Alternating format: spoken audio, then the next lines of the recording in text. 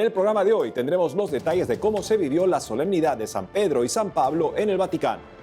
Papa Francisco explica cómo actuar cuando surgen problemas en la comunidad. Además, obispos piden que la anarquía y el caos nunca más sean protagonistas en Colombia. Hola amigos y gracias por acompañarnos en su programa EWTN Noticias. Soy Eddie Rodríguez Morel. Iniciamos el programa con un resumen de cómo se vivió la solemnidad de San Pedro y San Pablo en el Vaticano este 29 de junio. Veamos. Este martes 29 de junio, el Papa Francisco celebró la misa por la solemnidad de San Pedro y San Pablo, patronos de Roma, en la Basílica de San Pedro del Vaticano. Como es tradición, a la ceremonia asistió la delegación del Patriarcado Ecuménico de Constantinopla, del mismo modo que en la fiesta de San Andrés, patrono de la sede de Constantinopla, acude a Estambul una delegación de la Santa Sede. Antes de dar comienzo a la misa, el pontífice bendijo los palios destinados a los arzobispos metropolitanos nombrados en el transcurso del año y que les serán impuestos en sus respectivas sedes por parte del representante pontificio. Durante su homilía, el Santo Padre definió a San Pedro y a San Pablo como columnas de la Iglesia y explicó que ambos experimentaron un amor que los sanó y los liberó, y por ello se convirtieron en apóstoles y ministros de liberación para los demás. En esa línea, destacó que ellos nos dan la imagen de una iglesia liberada que puede ofrecer al mundo la liberación que no puede darse a sí mismo, la del pecado, de la muerte, de la resignación, del sentimiento de injusticia y de la pérdida de esperanza.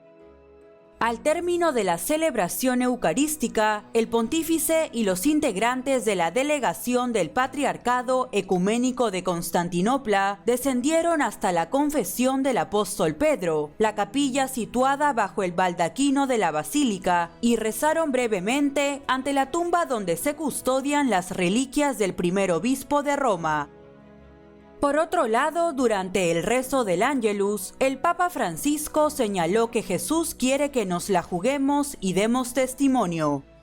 En ese sentido, recordó que San Pedro y San Pablo se convirtieron en testigos y en protagonistas del Evangelio porque no creyeron de palabra sino con obras, y resaltó que a través de ellos, el Señor nos estimula a quitarnos las máscaras, a renunciar a las medias tintas y a las excusas que nos vuelven tibios y mediocres. Asimismo, al finalizar el Ángelus, el Santo Padre felicitó al Papa Emérito Benedicto XVI por sus 70 años de ordenación sacerdotal y le agradeció por su testimonio creíble y su mirada dirigida continuamente hacia el horizonte de Dios. Finalmente, el vicario de Cristo indicó que este jueves 1 de julio tendrá lugar en el Vaticano una jornada especial de oración y reflexión por el Líbano, y en ese contexto invitó a todos los fieles a unirse espiritualmente, rezando para que este país se recupere de la grave crisis que está atravesando. Y nos vamos de inmediato hasta Roma para conectarnos con nuestro corresponsal Miguel Pérez Pichel, que nos tiene información sobre el Papa Francisco, que explicó cómo actuar cuando surgen problemas en la comunidad. Te escuchamos, Miguel. Hola amigos, ¿cómo están? El Papa Francisco durante la audiencia general de este miércoles explicó cómo debe comportarse un cristiano cuando surgen problemas dentro de la comunidad y propuso como camino la enseñanza del apóstol San Pablo en su carta a los Gálatas. En el transcurso de la audiencia general celebrada este miércoles en el patio de San Dámaso del Palacio Apostólico del Vaticano, el Papa Francisco reflexionó sobre la carta a los Gálatas de San Pablo y destacó que en ella se encuentra una importante enseñanza del apóstol sobre cómo se debe actuar cuando surgen problemas dentro de la comunidad cristiana. San Pablo escribe a los cristianos de Galacia con la preocupación de un padre, consciente de que están en conflicto sobre el modo de vivir la fe. Para ayudarlos, el apóstol, conocedor del misterio del Cristo, no se queda en la superficie, sino que va a lo esencial. Les recuerda sus orígenes, cuando recibieron el Evangelio por medio de su preocupación y conocieron al Señor, el único que da vida verdadera. En la catequesis, el pontífice explicó que en su testimonio San Pablo pone en evidencia que la vocación es pura gratuidad y misericordia de Dios, no mérito propio. Pablo también les comparte su propio testimonio, recordando la historia de su vocación y de su conversión. Quiere dejar en claro que Dios no lo llamó porque él lo mereciera, sino por pura gratuidad y misericordia. El apóstol también describe con elocuencia el contraste de su vida, en el que pasó de ser perseguidor de los cristianos a convertirse en discípulo de Jesucristo. Dios lo llamó por medio de su gracia y le reveló a su Hijo, dándole la misión de anunciarlo a todas las gentes. Ante la cuestión del conflicto dentro de la comunidad de los Gálatas, que se refiere a la cuestión de la tradición judía de la circuncisión, el apóstol Pablo no se queda en la superficie del problema, sabe que está en cuestión la verdad del Evangelio y elige el camino más arduo para garantizar la libertad de los cristianos. Y al final de la carta se explica que el núcleo de la discusión entre los Gálatas era el problema de la circuncisión, es decir, la principal tradición judía. Pero Pablo ahonda más en la cuestión, porque se da cuenta que lo que verdaderamente está en juego no es un asunto secundario, sino la verdad del Evangelio y sobre todo la libertad de los cristianos. El apóstol nos enseña también a nosotros a volar alto y nos indica cómo comportarnos cuando surgen problemas en la comunidad eclesial. Desde Roma, por el momento, esta es toda la información. Informó para EWTN Noticias Miguel Pérez Pichel. Gracias, Miguel. Ahora nos vamos hasta Argentina, a la tierra del Papa, donde se encuentra nuestro corresponsal Matías Boca, quien nos tiene noticias sobre una misa especial que se celebró en el marco del Día del Pontífice. Adelante, Matías. Gracias, compañeros. Hoy llegamos hasta el Seminario Metropolitano de Buenos Aires, ubicado en el barrio porteño de Villa Devoto, para comenzar con la información con motivo del Día del Pontífice, solemnidad de San Pedro y San Pablo. Se llevó a cabo en la Catedral Metropolitana de Buenos Aires una misa con presencia de obispos. Con motivo del Día del Pontífice, el nuncio apostólico Monseñor Miroslav Adamczyk presidió la celebración eucarística en la Catedral Metropolitana de Buenos Aires por las intenciones del Papa Francisco. Por su parte, el cardenal Mario Aurelio Poli, arzobispo de Buenos Aires y primado de la República Argentina, junto a Monseñor Oscar Ojea, obispo de San Isidro y presidente de la Conferencia Episcopal Argentina, y los obispos de la provincia eclesiástica de Buenos Aires, concelebraron la Eucaristía invitando a la feligresía, religiosos y laicos a manifestar entusiasta y alegremente su adhesión al Santo Padre. Al término de dicha celebración, EWTN Noticias dialogó de forma exclusiva con el rector de la Catedral Metropolitana de Buenos Aires, padre Alejandro Russo, quien habló acerca de la tarea pastoral y evangelizadora del Santo Padre. Y aquí en la Catedral de Buenos Aires en este tiempo es un día de especial alegría, porque desde esta catedral salió el arzobispo de Buenos Aires hacia Roma, donde el Espíritu Santo ayudó a los cardenales para que encontraran, para hacer las veces del vicario de Cristo, aquel que lo podía hacer mejor. Aquella conmoción de aquel momento se sigue dando cada día del pontífice. El Papa es el vicario de Cristo, el que hace las veces de Jesús en la Iglesia. Es aquel que por la caridad, por el servicio, por el cuidado de la doctrina, nos lleva a todos a la verdad del corazón de Jesús. Por eso, en este Día del Papa, rezamos por el Papa como todos los días, pero más intensamente. Le pedimos a San Pedro y a San Pablo que lo siga sosteniendo por muchos años más. Y al Santo Padre, desde aquí, feliz Día del Pontífice, para que pueda seguir adelante llevándonos a todos por el camino de Jesús. Gracias, Padre Santo. Para finalizar, el obispo de la diócesis de San Justo, Monseñor Eduardo García, se refirió a los 8 años de pontificado del primer Papa latinoamericano. Y esto fue lo que nos comentó. Sentir que un Papa argentino está en Roma guiando los destinos de la Iglesia es sentir que Aparecida está de cara a la Iglesia, que aquello que nos dijo acá en Buenos Aires sobre cómo ser samaritanos se lo propone a la Iglesia, que aquello que vivió como argentino en medio de su pueblo se lo propone a la Iglesia. Un Papa argentino es América Latina llevando la frescura de este nuevo continente y esta Iglesia que late y puja por vivir un continente quizás viejo o que ya está cansado, pero que necesita también que otro continente le aporte su energía, su savia, su frescura para ser realmente la Iglesia que el mundo necesita.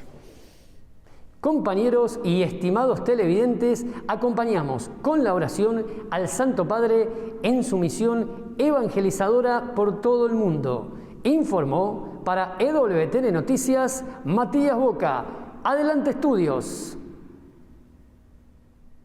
Gracias, Matías, por la información. En otros ámbitos, algunos obispos en Colombia se manifestaron ante la actual situación que atraviesa el país y pidieron que la anarquía y el caos nunca sean protagonistas en la nación. Veamos.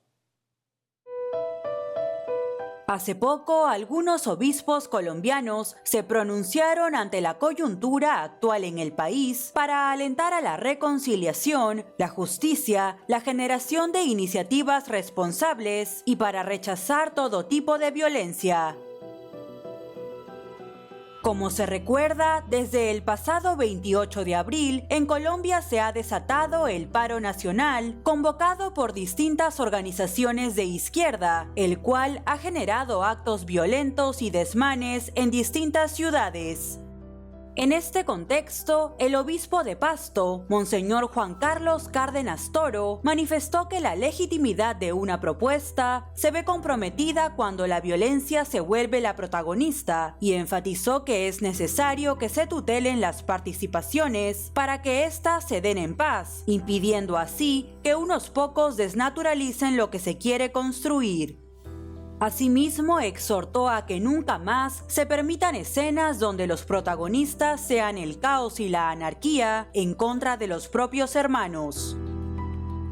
A estas declaraciones se unió el obispo de Buga, Monseñor José Roberto Ospina León Gómez, quien pidió a los jóvenes del país que sientan que el diálogo es la forma fundamental para oír y expresar, de modo que ayuden a construir una nación donde Dios esté en medio.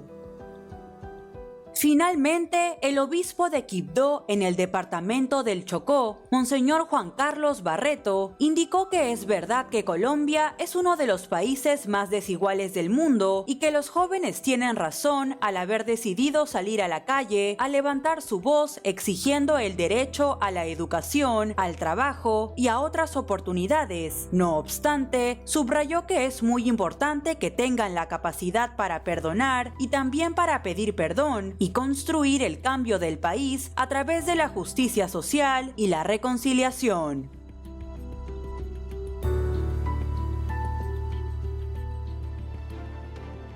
Amigos, tenemos que hacer una pausa, pero al volver celebran misa de acción de gracias en España por declaración como venerable de Amparo Portilla. Ya volvemos con más información en EWTN Noticias.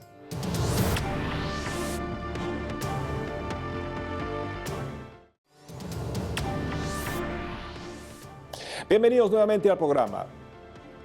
Y nos vamos hasta España, donde está nuestra corresponsal Blanca Ruiz, quien nos tiene información sobre la misa de acción de gracias que se celebró por la declaración como venerable de Amparo Portilla. Te escuchamos, Blanca.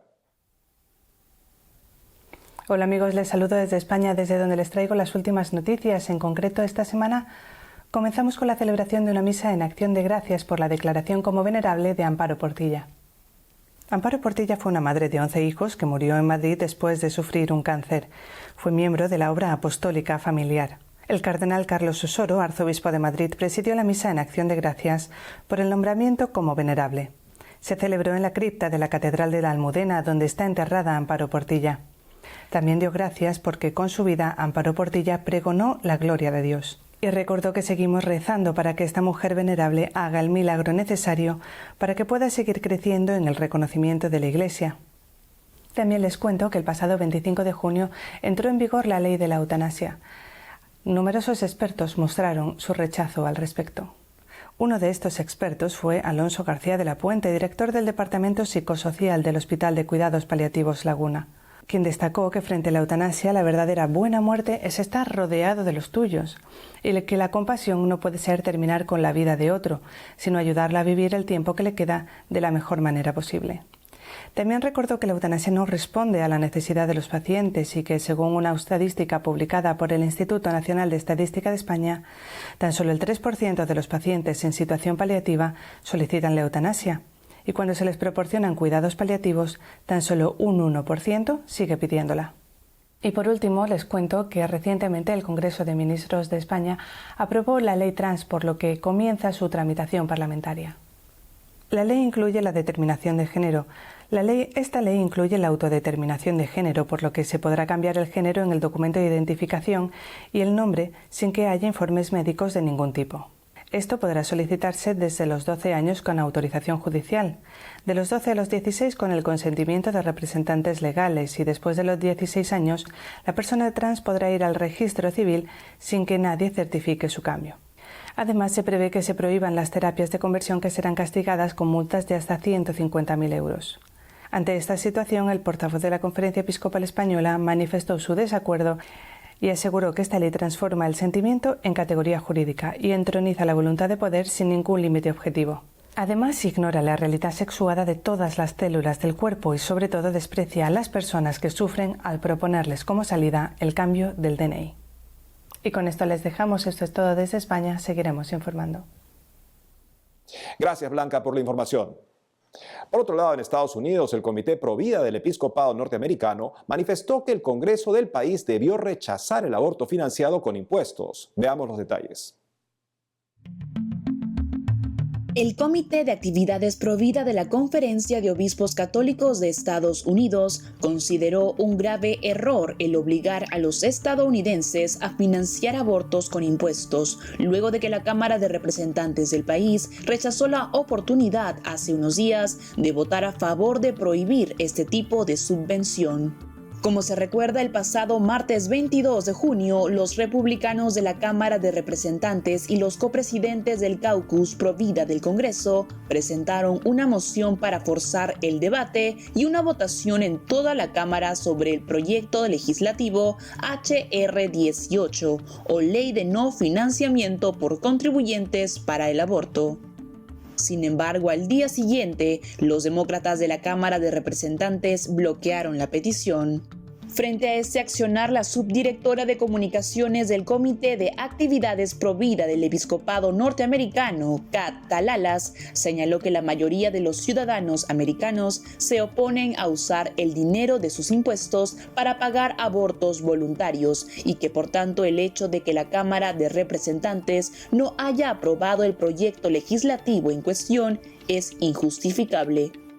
Es preciso mencionar que el fracaso de la ley de no financiamiento por contribuyentes para el aborto se produjo después de que la solicitud de presupuesto del presidente Joe Biden al Congreso excluyó la enmienda Hyde, una política federal de larga data que prohíbe el financiamiento federal de abortos voluntarios del Programa Integral de Salud, Medicaid. Y ahora nos vamos a Colombia para conversar con Liz Martínez, una madre de 33 años que hace casi 2 años estuvo a punto de abortar a su pequeña Lucrecia y que hoy nos compartirá su testimonio de decirle sí a la vida. Liz, es un gusto tenerte en EWT Noticias. Bienvenida. Muchas gracias. Gracias por la invitación y hola a todos. Liz, cuéntanos en primer lugar, ¿qué fue lo que te hizo decidir no abortar y optar por la vida de tu hija? Bueno, todo empieza porque yo quedé embarazada después de tener 3 hijos y un divorcio hacía 1 año y medio. Ya era mi 4.º bebé y pues yo no quería tener más bebés por temas económicos, por temas de que estaba estudiando en la universidad, por temas de que mi mamá y mi papá me estaban apoyando económicamente. y me voy a un centro de abortos que se llama Oriéntame aquí en Colombia, en Bogotá, Teusaquillo, en el centro de Bogotá.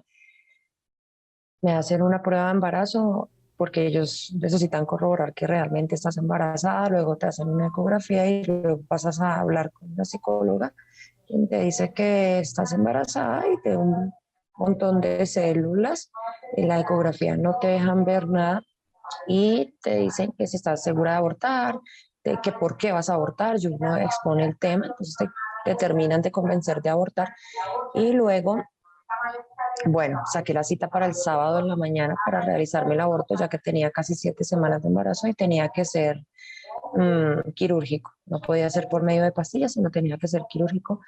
Yo saco la cita para realizarme el legrado el otro día a las 9 de la mañana y salgo del centro de abortos con la prueba de embarazo en la mano. Cuando tengo la prueba de embarazo en la mano, veo al frente de este centro de abortos, justo al frente de la entrada, una pancarta con una campaña de 40 días por la vida, donde ellos oran por las mamás que están confundidas y quieren abortar a sus hijos y tratan de convencerlas de no abortar y les apoyan en todo sentido. Me acerca una psicóloga que se llama Andrea, no es la misma que trata mi caso, pero la que se me acerca en un principio. Ella me dice que si estoy embarazada, le digo que sí, me dice que si necesito ayuda, le digo que no. Y luego se me acerca un médico ya de avanzada edad, él me dice que llegó de trabajar y que llega a orar por los bebés que aún están por nacer, y que no es un saco de células y que me invitan a la fundación. Allí llego a la fundación y bueno, eso es como el inicio. Hasta ahí llegué a la fundación. Liz, ¿y cuándo conociste la Fundación Coalición por la Vida Mamás 40 y cómo aportó durante tu embarazo y ayuda ahora a tu vida? El día que conocí a la fundación fue el día que ellos me abordaron fuera del centro de abortos. Ellos me llevaron para allí. Allí conocí una psicóloga que se llama Andrea Ureña. Ella apoyó mi proceso hasta el punto de poderle decir sí a la vida, porque ese día yo no salí convencida de no abortar. Ella estuvo apoyándome durante casi un mes. Me apoyaron también económicamente porque el papá de mi hija estaba a punto de pensionarse de la policía, se pensionó y durante 3 meses a ellos no les llega sueldo para, bueno, durante el proceso de donde pasan de estar activos en la policía a pensionarse. Entonces me apoyaron económicamente, con ropa para la bebé, con mercado, psicológicamente, hacían baby showers para todas las mamás 40. Y siempre estuvieron ahí para mí, digamos, cuando yo no podía más, cuando yo quería desistir, y ellos estaban siempre ahí para mí. Y pues es de agradecer, porque realmente si ellos no aparecen, yo hubiera cometido, digamos que el peor pecado de mi vida. Finalmente, Liz, ¿qué consejo le darías a aquellas madres como tú que pasan por embarazos vulnerables y a veces tienen miedo de tener a sus hijos? Les daría el consejo de que busquen ayuda psicológica primero, busquen ayuda de Dios, oren mucho y simple y llanamente no aborten. No es la salida, va a ser un problema peor porque se van a dañar psicológicamente, y simplemente antes de quedar embarazadas, antes de tener la relación, ahí es donde se debe pensar en no quedar embarazadas. Pero ya cuando se está embarazada, aunque se vean en un túnel oscuro, aunque se queden en la calle, aunque se queden sin apoyo, aunque se queden como se queden, nunca desistan de darle la vida a ese bebé y de decirle sí a la vida, porque realmente la opción es ahí ya ser madres, no ser madres de un bebé muerto. Ya son madres, pero si abortan van a ser la mamá de un bebé muerto. No, la opción es tenerlo y decirle sí a la vida. Con el bebé llegan las bendiciones y donde sea llega todo. A ella no le ha faltado nada y siempre de algún modo u otro llegan bendiciones para ella. Ya mañana cumple 2 años de vida. Hoy conversamos con Liz Martínez, una madre valiente que dijo sí a la vida y no al aborto. Gracias, Liz, por haber estado hoy en EWTN Noticias. Un gusto para mí. Gracias a ustedes. Gracias nuevamente, Liz, por tu valioso testimonio. En otra noticia les contamos que el arzobispo de Kansas City en Estados Unidos alentó a participar de una conferencia para personas que experimentan tendencia homosexual organizada por Courage. Veamos. El arzobispo de Kansas City en Estados Unidos, Monseñor Joseph Naumann, alentó a los feligreses a participar de la conferencia anual online de Courage, un apostolado católico para personas con atracción del mismo sexo, que del 15 al 18 de julio de 2021 reflexionará sobre el tema San José, modelo de amor valiente. En ese contexto, los miembros de Courage y Encourage, siendo este último un apostolado que acompaña a familiares y amigos de los primeros, celebrarán la belleza y la alegría de vivir una vida casta en su conferencia anual que se realizará en el Benedictine College en Atchison, Kansas. La inauguración del evento iniciará con una misa de introducción que será celebrada por Monseñor Joseph Naumann, quien afirmó que el amor que Jesús nos revela y nos llama a imitar no es fácil. Sin embargo, recalcó que este amor puede vivirse en cualquier circunstancia o estado de vida, porque nada es imposible para Dios. En ese sentido, comentó que el amor romántico está destinado a motivarnos e inspirarnos a luchar por alcanzar la forma más elevada y pura del amor auténtico, el amor ejemplificado por Jesús en el Calvario.